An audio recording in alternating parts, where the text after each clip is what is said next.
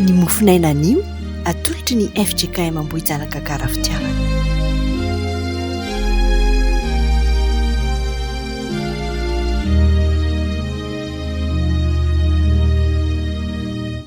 Rehefa malala saotra n'Andriamanitra lehibe sika raha afaka nanaraka ny herinandro masina tamin'ity herinandro ity.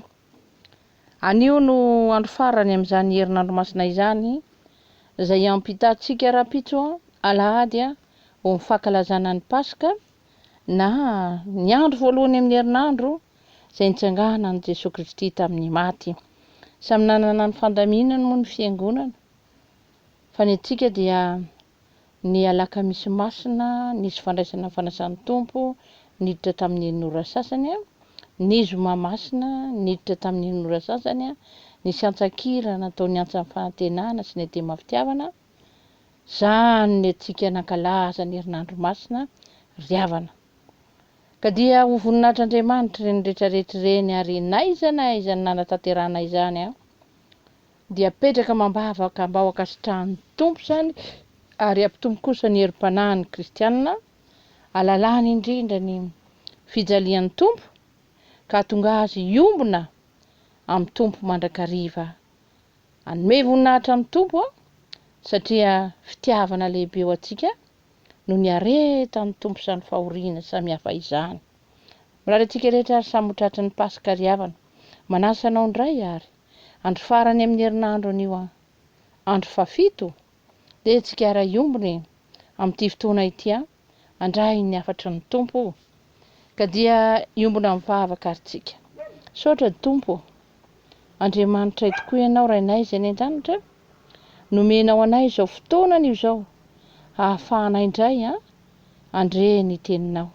Saoranao tokoa noho ny herinandro masina izay nomenao anay dia tsy handalo fotsiny ireny teo amin'ny fiainanay fa mba hisy fahatsiarovana lehibe an'i Jesosy Kristy tompo izay niaritra ny fijaliana tokoa mba ho famonjena anay. Ary dia mino izay fa hanana anjara ao amin'ny famonjeny Jesosy mitoera-ty am-ponay tompo.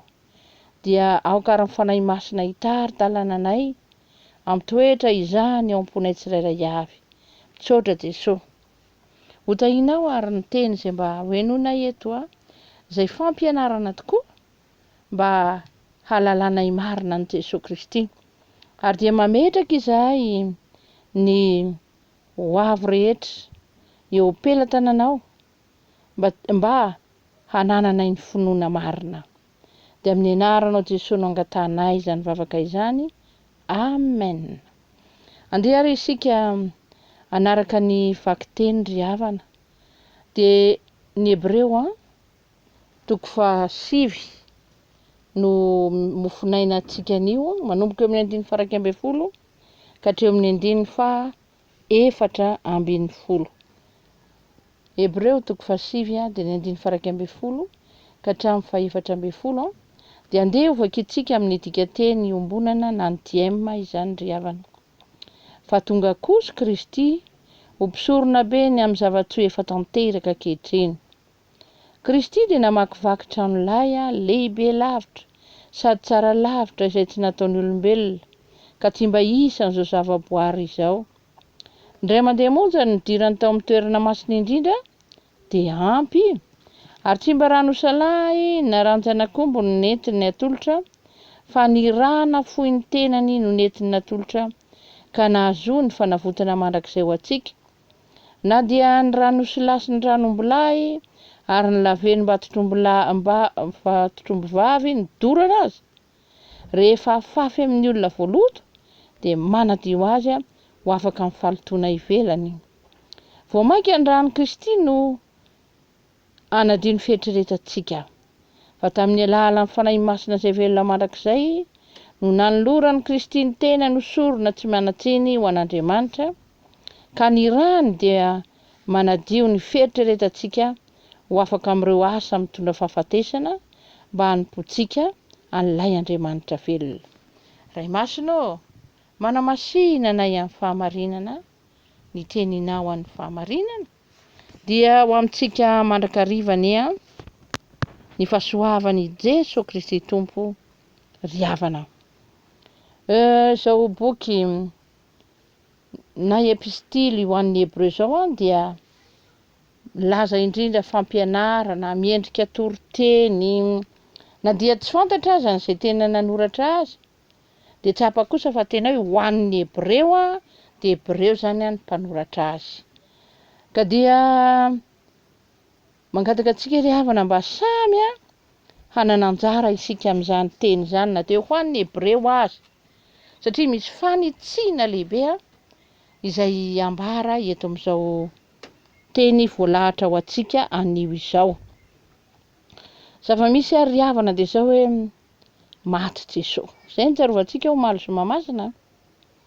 Ny fahafatesany Jesosy teo ambony hazo fijaliana, ny nandevenana azy tao amin'ny fasan'i Josepha Arimatia, dia mampiseho ny hery sy ny fahefan'Andriamanitra teo aminy.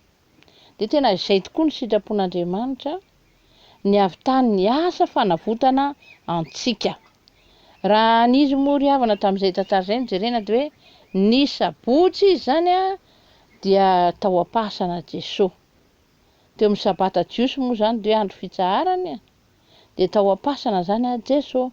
Fa maraina koa ny andro voalohany amin'ny herinandro izy, ny alahady maraina zany dia ndreo ary Maria ireo vehivavy maromaro ny tonga voalohany teny amin'ny fasana, dia nahita fa tsy tao tsony ny tompo, fa anjely no hitany tao izay nilaza taminy hoe tsy ato izy fa efa nitsangana tamin'ny maty izy.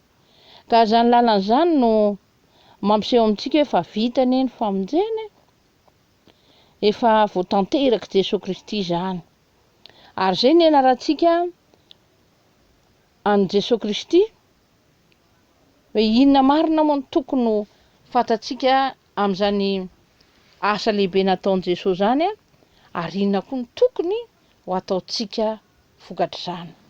Tokony ho fantatsika ary havako fa Jesosy Kristy no mpisorona be, nomen'Andriamanitra mba hanatitra ny sorona, izay ihany famonjena mahatratra olona be dia be, olona maro, olona tsy tahisa, dia olona izay mino zany. Raha mitaina mantsy ry havana amin'ny 120 no ahitantsika an'izany dia maneho koa ny mahasamihafa azy amin'ny mpisorona be taloha. Ny mpisorona be taloha dia nanana indrindra ny adidy mba hiditra amin'ny fitoerana masina indrindra, ary dia manana koa izy adidy eo amin'ny fanaovana ilay fanatitra na ilay sorona izay ataon'ny olona zany hanehoany ny fifandraisana amin'Andriamanitra. Anjaran'ny mpisorona be ny manatitra izany. Ka ny zavatra misy eto dia izao rehefa tonga ny fotoan'andro ka natolotra Kristy dia izy ny mpisorona be, ka nanatitra ny fanatitra izy dia ny tenany zany dia izy Kristy zany io le nateriny nanatitra ny tenany izy nanaiky izy ho faty teo ambony hazo fijaliana mba azahoana manatanteraka izany. Sady sorona izy zany no mpisorona be, sady fanatitra izy no manatitra zany fanatitra izany. Dia manambara zany ry havana fa vitan'i Kristy ny asa izay nanoran'Andriamanitra azy ka dia miendrika ny famakivakiana trano lay lehibe sy tsara lavitra dia any an-danitra zany izay tsy nataon'ny tanan'olombelona, izany asa magaga nataon'i Jesosy Kristy zany. Magaga tokoa zany asa izany satria mahasana indrindra ny fitondrana ny heloky ny olona rehetra, ary mampisaina indrindra hoe zava-panahy hamonjena ny fanahin'ny olona, izany no nataon'i Jesosy Kristy. Ary tsara lavitra noho ny zanak'ondrilahy, zanak'ombilahy, zanak'osilahy izany Jesosy Kristy tompo izay natao fanatitra izany. Ambarany mantsy ry havana fa hitantsika fa mahasolo tokoa ny heloka na fahataon'ny olona ny fanatitra izay natao tamin'ny fotoan'andro finoan'i Israely zany. Fa ny rano Jesosy koa ry havana dia ambara fa tena hoe manafaka ny olona rehetrarehetra, mahasolo ny olona rehetra eo amin'izay fahotana rehetra nataony. Fa ny faharoa izay hita koa ry havana raha mijery tsika amin'ny 12 dia ambara fa Zany asany mpisorona be izay nataon'i Jesosy zany dia indray mandeha ihany. Indray mandeha ihany. Dia tanteraka ny fanavotana ho antsika zany, fanavotana antsika. Raha ny teo aloha zany ny amin'izany hoe asa tao amin'ny tabernakely taloha ny asan'ny mpisorona dia zao hoe isakisan-taona dia misy zavatra atao miditra any amin'ny fitoerana masina indrindra, atao matetika zany fanatitra zany satria rehefa manoto ianao dia tokony ianao fanatitra noho ny ota, tokony hanatitra matetika fanatitra ho an'Andriamanitra arak'izay fombafomba-pivavahana tamin'ny fotoan'andro. Dia natao tokoa zany. Fa eto ry havana dia zao indray mandeha monja. Izay ny diran'i Jesosy tamin'ny toerana masina indrindra dia tanteraka izany asa lehibe izany ka nahasolo indrindra ny olona be dia be somary be arak'izay nambara teo zany. Fa tsy hoe ho an'izay manatitra ihany zany. Manatitra ondry lahy ianao omba lahy dia mahasolo anao zany le zavatra izay natao. Fa eto indray mandeha fotsiny Jesosy nandatsaka ny rano, ampy ny rano indray mandeha mba hitondra fanavotana ho an'ny olona. Aza ny asan'i Jesosy Kristy izay nitanterahany zany dia tena fanavotana ho an'ny olona zany. Ka manjary lasa olom-boavidy zany ny olona eto amin'ny alalan'izany ranon Jesosy izay nalatsany teo ambony hazo fijaliana izany.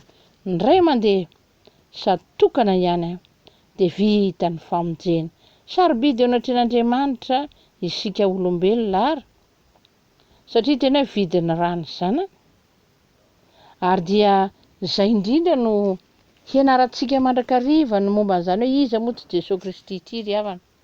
Fa endrika indrindra raha atao amin'ny tempolo ny jerevana mba hitomana ny saintsika dia zao tritra nge ny lamba atao amin'ny tempolo.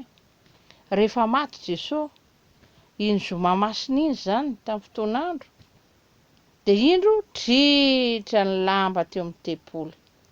Tao anatin'ny tabernakely zany ny lamba tritra zany izay manambara hoe ity fanatitra izay fanaon'ny olona tamin'ny fotoan'andro fomba mpivavahana jiosy ity dia foana io rava io fa efa nosoloiny Jesosy io. Lampany izany lavabe zany lamba zany fa tritra ho azy tao. Dia manambara fa tena hoe ravan'ny Jesosy fa nosoloiny Jesosy izany fanatitra nataon'ny olona tamin'ny fotoan'andro satria tena Jesosy no an'ny mpamonjy sy nanavitra ny olona ka teo amin'izay fahotana rehetra izay nataony. Ary zany dia fanavotana mandrakizay ho antsika izay nataon'i Jesosy zany. Ary dia tsy izay ihany ry havana fa tamin'ny hafatesan'i Jesosy koa nge ka maizina ny tany aman-danitra teo ambony hazo fijaliana izay manambara izay hoe famaizina izay hoe tena nitambesatra tamin'ny olona ny herin'ny otan'ny olona, fahotan'ny olona, famaizinana. Fa indro kosa asehon'Andriamanitra rehefa lasa ny aizina tonga ny mazava mefara amin'ny nitsanganan'i Jesosy Kristy tamin'ny maty zany. Zany endriky ny fanavaozana lehibe izay antsoina hoe kristianisma izay iainantsika ankehitriny ry havana. Tsy mijanona intsony zany tsika amin'ny fivavahana jiosy hoe manaraka ny lalàna Mosesy sy ny mpaminany fomba-pivavahana jiosy fa tena fanavaozana lehibe no nomen'Andriamanitra antsika. Tsy misy famonjena afa-tsy amin'ny alalan'i Jesosy Kristy irery ihany zany ny fiainam-panahy izay tokony hananantsika ry havana.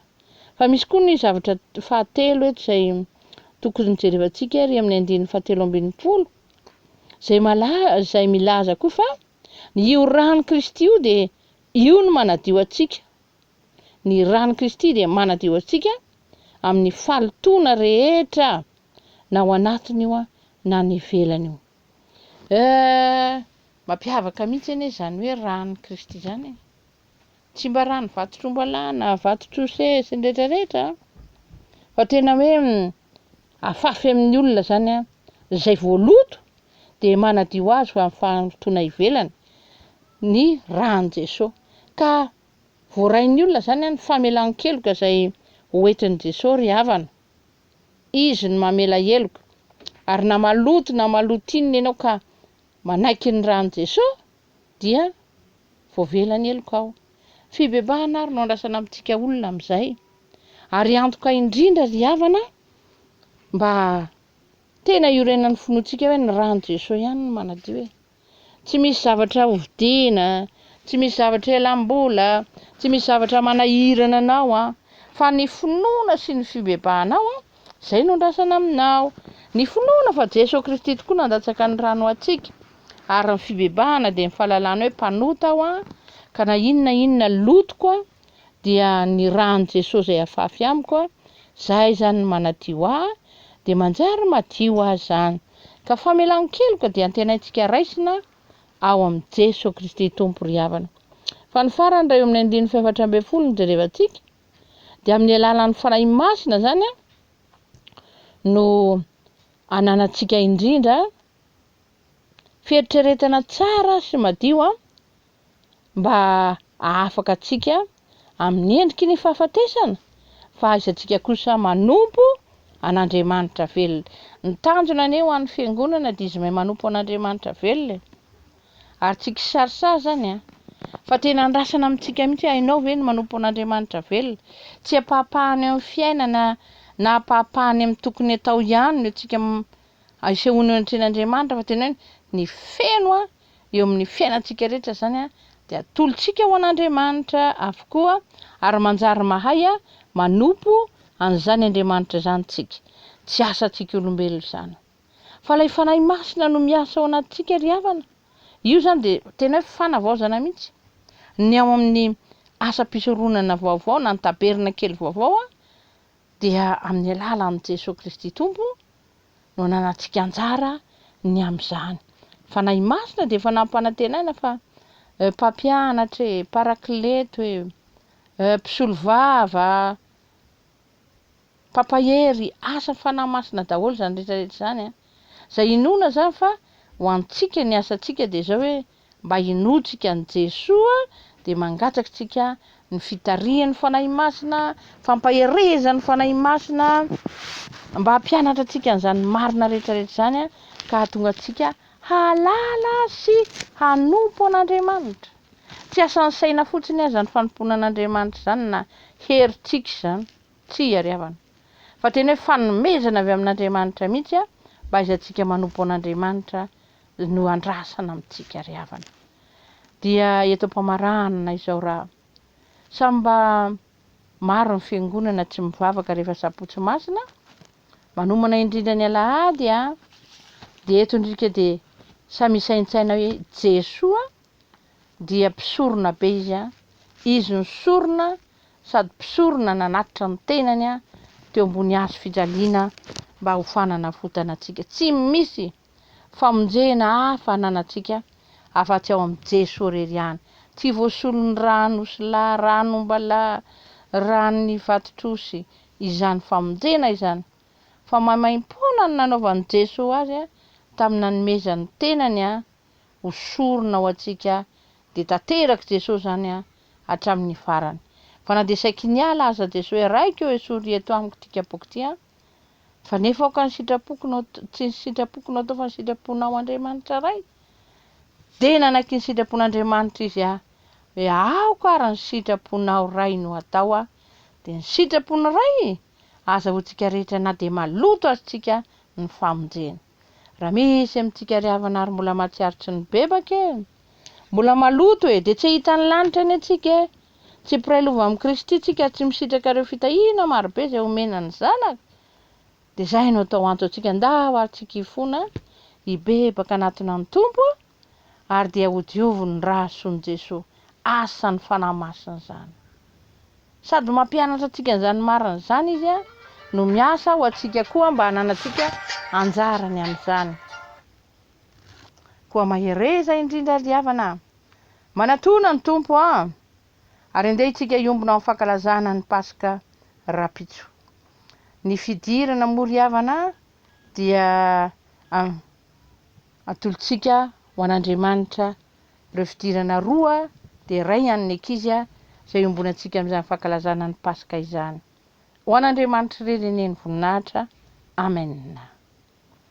Iombona mivavaka tsika ry Andriamanitra raha naizany an-danitro dia misaotra anao izay satria sitraka ao indrindra ny anainany anjara tamin'izao andro ny sabotsy masina izao.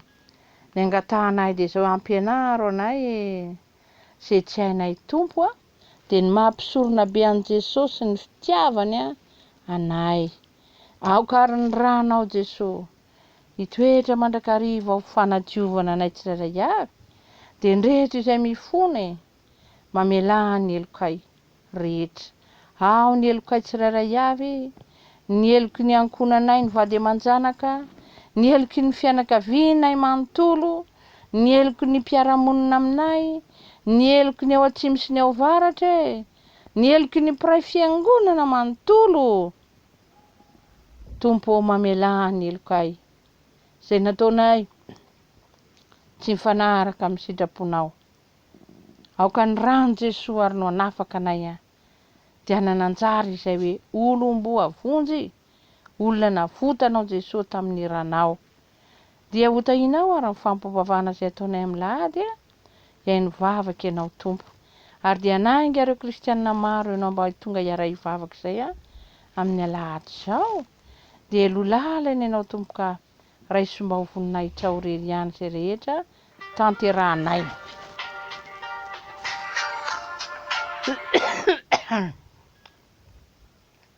Mpiaino vavaka ianao tompo dia raiso mba ho voninahitra ho izay rehetra tanterahanay amin'izany andro ny pasika izany. Ary dia samy ny fanirianay tsisy ho very izay fa samy anana ny fiainana mandrakizay.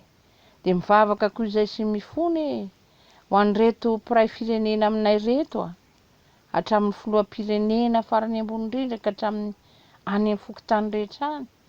Mamelà ny eloko izy ireny tompo satria tsy matateraka ny sitraponao izay irinay mba ho fantany ny andraikitra izay napetraka eo amin'ny tompo dia mba hiezaka izy anatanteraka izay napetraka ao taminy. Fa mivavaka koa izay tompo ho an'ny vahoaka malagasy mba samy tonga amin'ny fibebahana izay rehetra ka hiala amin'ny ratsy rehetra, ho vahoaka mahay manompo anao amin'ny teny sy ny asa. Dia misaotra Jesosy fa mahery ianao tompo ary Andriamanitray ka dia faly izay miarahaba anao, faly izay manome voninahitra anao tompo. Amin'ny anaranao Jesosy ary no angatanay izany vavaka izany.